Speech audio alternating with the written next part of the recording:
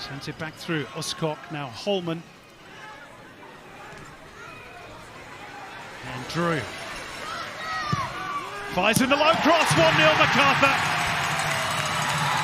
Lovely finish by Marin Jakalic again, who now has 3 for the season, which equals his entire seasonal tally with Melbourne City last time around. Well, on the Harvey Norman replay, we'll say there's just too much time and space there for Jed Drew. It's a wonderful ball in across the 6-yard and a good run and finish from Jakalic. But look at the space. There's no one closing him down. And a player of his quality picks his pass. And Marin Jakalic, he can't stop scoring this year. Makes his run across the near post and has the simplest of finish.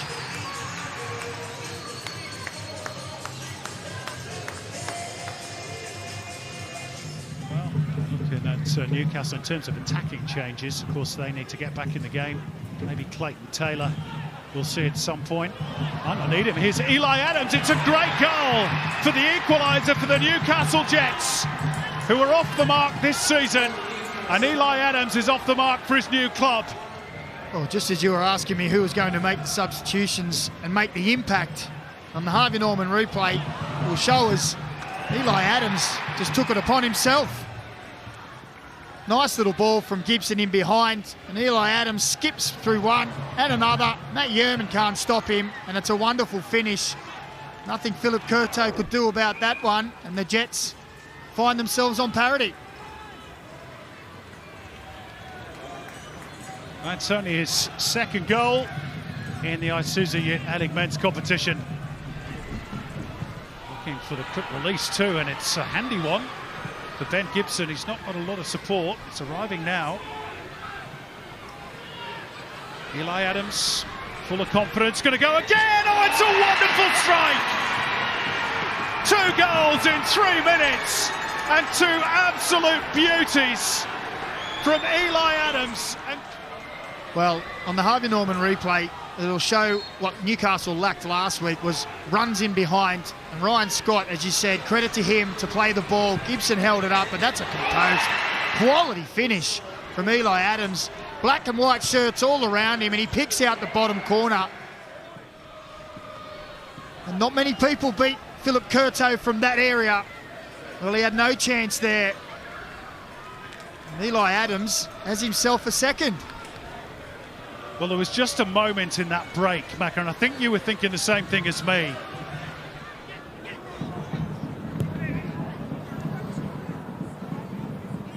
Mork returns it to Ayubi, stabs it back post, Clough, and it's Kaltak at the last moment. Jovanovic, and it's across the line. It eventually gets there for Luka Jovanovic and Adelaide United. And it may have been scrappy, but it is a priceless goal for Adelaide inside the opening 10 minutes. Enjoying possession deep in Mariners territory on the Harvey Norman replay, and the Mariners just not able to get the ball clear. Stephen Mork neck deep in causing the trouble, Ayubi as well. And as the ball comes to the back stick, Zach Clough keeps it in play, and the scramble thereafter works in the favour of Luka Jovanovic and his team Adelaide, who take a goals lead. And the counter-attack, they're looking susceptible. I mean, yes, that's been a warning sign, but here we go again. Edmondson and Delianov only as far What I say. as Ngor, who has equalised for the Central Coast Mariners with his first Isuzu UTE A-League goal. Well, Harvey Norman replay shows a wonderful ball over the top from Brian Kaltak, and probably in the Mariners' best so far, Edmondson. This winds the clock back to Championship Day last season against Melbourne Victory. Similar angle from which he scored. This time, the shot's too hot for Delianov, and the follow-up is too intense. Firstly, Vitor Vejal putting his body on the line, and then Ngor helping himself to the tap-in. Up in the air he goes off the boot of Casey Boss. I'm not sure that Mashash knew too much about that, but Nishan Baloo plays away and opens the scoring for Melbourne Victory. continuing his wonderful start to this season. Top scorer in the Australia Cup, a Socceroos debut, a Socceroos goal, and now the opener here in the derby. It was a great start. It gets even better for Victory. On the Harvey Norman replay, Zinedine Mashash with the initial header, and the ball's played through. And there was only one thing on his mind, Nishan Valupale. Great first touch, as is Bajic is working hard to get back. Great strength, gets his left arm up, uses his body, and it's a great finish into the bottom corner. Nishan Valupale puts Victory ahead. And you see there the arm, the strength, as his Bajic was coming.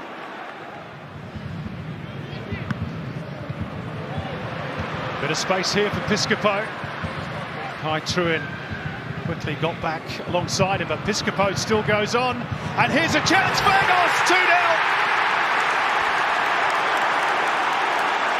Navy blue, derby heaven for Melbourne Victory. Nikos Vergos justifying his inclusion tonight with his first A-League goal. As you see here on the Harvey Norman replay, he runs into the space again. Good strength there to hold off the defender. This is wonderful play, and the ball is just asking for Nikos Vergos to go and finish it. A striker's dream delivered by Reno Piscopo, and Vergos just had to do the rest, tucks it away, and it sends the Victory supporters into raptures. Great work by Reno Piscopo. And Vergos really just had to hit the target, sending Patrick Beach the wrong way. Patrick Beach has to hurry. It's gone in. Everything going Melbourne Victory's way. Now they do have a third goal, and it's Ryan Teague with just his second goal in the competition. And the young goalkeeper just didn't get rid of the ball quickly enough. Since the last one was chalked off. On the Harvey Norman replay, we mentioned how Patrick Beach likes to get involved in the build-up play. Ryan Teague saw it, and off he went like a flash. It took too long on the ball, and it ends up in the back of the net. That's good play, good pressure from Ryan Teague.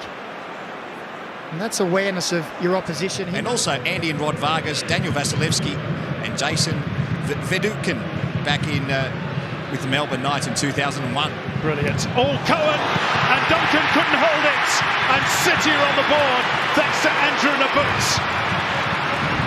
It was a shot that had dip and swerve from the Israeli international. It bamboozled Jack Duncan.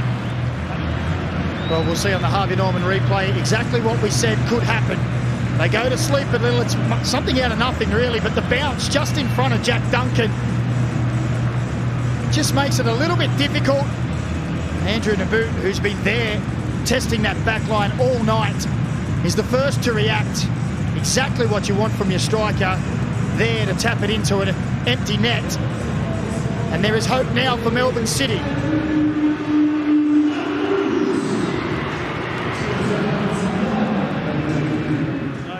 Shot from slightly further and slightly wider earlier in the half. This a lot more dangerous. Hideki Ishige drifts it towards Wootton. Wellington do take the lead, and it is just a third A-League goal and the first in 2.5 years for Scott Wootton. There will be no doubt an inquiry into the defensive setup of Perth Glory on this occasion on the Harvey Norman replay. Look at that, beautifully flighted into an area. There's enough Perth Glory players around the goal scorer, but no one's taken responsibility to pick him up. And Scott Wootton says, thank you very much, I'll tuck this one away, to give Wellington Phoenix a surprise lead.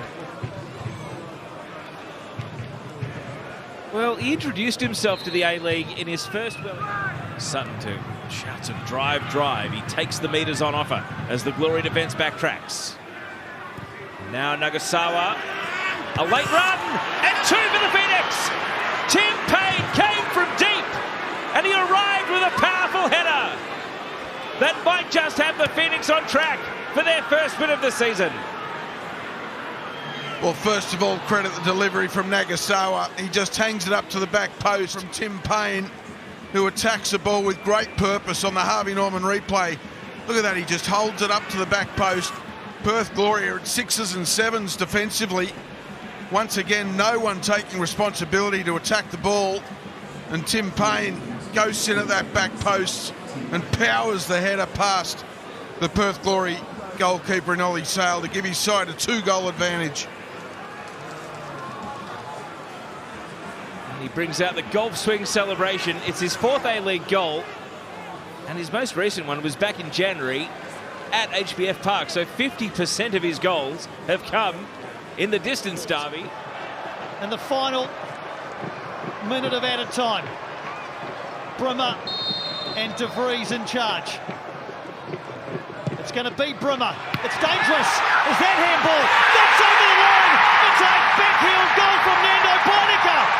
Nando Ponica has scored the goal that is going to give Auckland FC victory.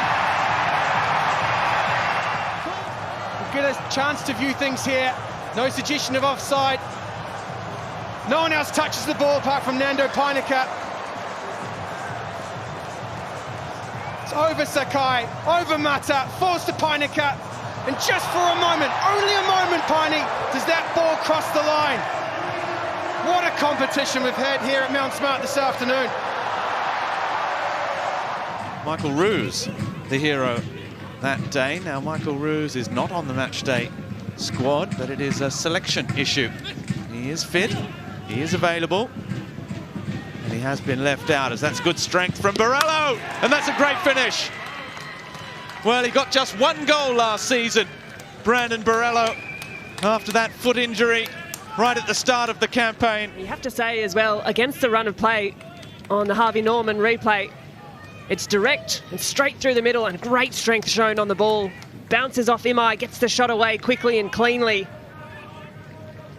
It's a solid finish.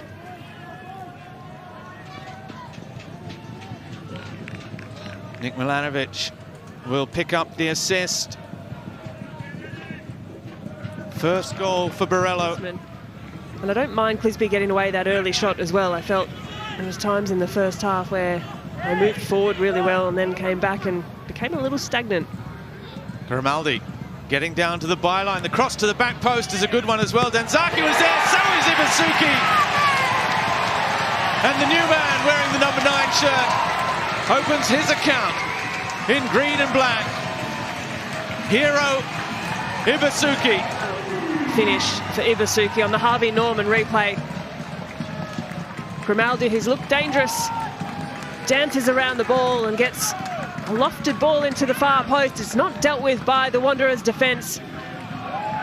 And that is a technical, unwavering finish from Ibasuki to draw things level. Just drifts off his player, finds the strike as it comes down on the volley.